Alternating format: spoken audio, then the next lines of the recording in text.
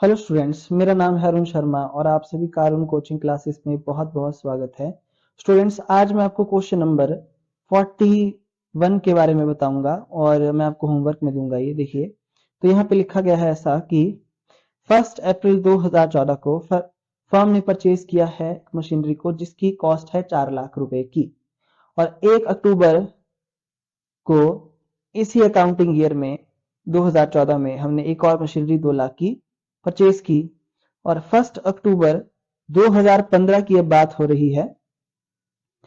Machinery को खरीदा है 1 अप्रैल 2014 को, वो ऑब्सोलीट हो गई, तो 1 अक्टूबर 2015 को उसको हमने सेल किया है 1,80,000 में, है ना। तो देखिए, ये बोल रहा है ऐसा कि 1 अक्टूबर 2015 को हमने सेल किया है, वॉज सोल्ड और 1,80,000 की मशीनरी, है ना। मतलब 1,80,000 सेल प्राइस है, और इसकी बुक वैल्यू यहाँ पे सॉरी कॉस्ट प्राइस 1 अप्रैल 2014 को जो दी गई थी वो थी कितनी, 4 लाख रुपए। ध्यान से आप देख लीजिए, जो मैंने फर्स्ट मशीनरी खरीदी है 1 अप्रैल 2014 को, उसको 1 अक्टूबर 2015 में बेच दिया है 1,80,000 में, तो डेप्रिसिएशन लगाएंगे 1 अक्टूबर तक, है ना। उसके बाद देखेंगे कि 1 अक्टूबर 2016 को नई मशीनरी को परचेज किया है 5 लाख की, ये तीसरी मशीनरी है अब, है ना। और जबकि मशीनरी परचेज ऑन 1 अक्टूबर 2014, 1 अक्टूबर 2014 को ये 2 लाख की मशीनरी खरीदी थी हमने, इसको सेल किया है 1,70,000 रुपए में सेम डेट को, यानी कि 1 अक्टूबर 2016 को। तो देखिए, यहाँ पे दो मशीनरी को सेल किया जा रहा है, और यहाँ बोला गया है कि डेप्रिसिएशन जो है लगानी है 10% के हिसाब से ओरिजिनल कॉस्ट मेथड से हर साल। मशीनरी अकाउंट बनाना है, machine provision for depreciation account बनाना है। सो स्टूडेंट्स, मैं आपको बताना चाहता हूं कि स्ट्रेट लाइन मेथड का ये क्वेश्चन है, और ओरिजिनल कॉस्ट पे ही डेप्रिसिएशन बार बार लगाई जाएगी, जो कि चेंज नहीं होती है, पर आपको थोड़ा ध्यान रखना पड़ेगा, ओरिजिनल कॉस्ट पे लगानी पड़ेगी डेप्रिसिएशन। तो डेप्रिसिएशन के लिए आपको, जैसे क्वेश्चन नंबर 40 था, पहले मशीनरी अकाउंट बनेगा और डेप्रिसिएशन के लिए प्रोविजन फॉर डेप्रिसिएशन अकाउंट अलग से बनेगा। और मैं आपको सुजेस्ट करूंगा कि आप ऐसा एक वर्किंग नोट बनाएं जिसमें एक्यूमुलेटेड डेप्रिसिएशन भी आ जाएगी, साथ में प्रॉफिट लॉस भी आप जो है दिखा सकते हैं, है ना। और यहाँ पे जो है ये ऐसा नहीं बोला गया है कि कोई पार्ट को बेचा गया है, ध्यान से देख ले, यहाँ पे पूरी की पूरी मशीनरी को ही सेल किया गया है ना। जैसे कि मैं आपको फिर से बता दूं कि 1 अक्टूबर 2015 को हमने 4 लाख की मशीनरी को सेल कर दिया 1,80,000 में, तो पार्ट वैल्यू नहीं दी है यहाँ। और दूसरा, 1 अक्टूबर 2016 को भी हमने जो है वो 2 लाख की मशीनरी को बेचा है 1,70 में, है ना। ठीक है, तो ये क्वेश्चन आप खुद करेंगे, इसमें प्रोविजन फॉर डेप्रिसिएशन अकाउंट बनेगा, है ना।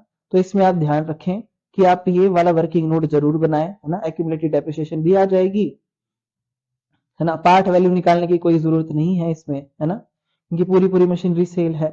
और प्रोविजन फॉर डेप्रिसिएशन अकाउंट बनेगा, एक्यूमुलेटेड डेप्रिसिएशन यहाँ पे हम मतलब लिख देंगे स्टूडेंट्स। तो ये क्वेश्चन इजी है, डेप्रिसिएशन जो है वो प्रोविजन फॉर डेप्रिसिएशन अकाउंट में रिकॉर्ड होगी, और बाकी की चीजें यहाँ पे आ जाएंगी मशीनरी अकाउंट में, इसमें डिस्पोजल अकाउंट नहीं बनेगा। तो 41 आपको होमवर्क है, इन केस अगर आपको कोई प्रॉब्लम आएगी तो आप पूछ सकते हैं, है ना। उसके बाद क्वेश्चन नंबर 42 है, यहाँ पे देख सकते हैं। तो यहाँ लिखा है Bajaj limited which depreciate it's machines 10% return down value method से, है ना।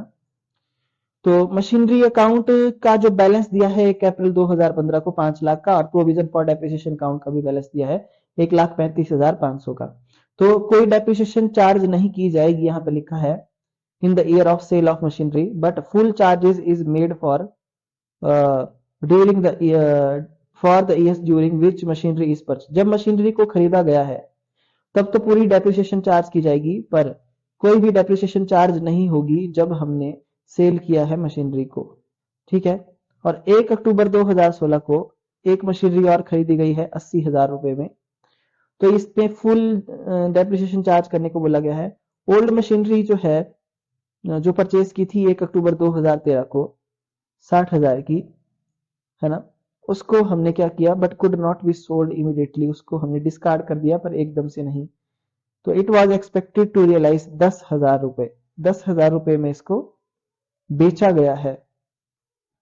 तो यहाँ पे आपको क्या बनाना है, machinery account, provision for depreciation account और मशीनरी डिस्पोजल अकाउंट, ये 3 अकाउंट आपको क्रिएट करने हैं। सो स्टूडेंट्स ऐसा ही एक क्वेश्चन था,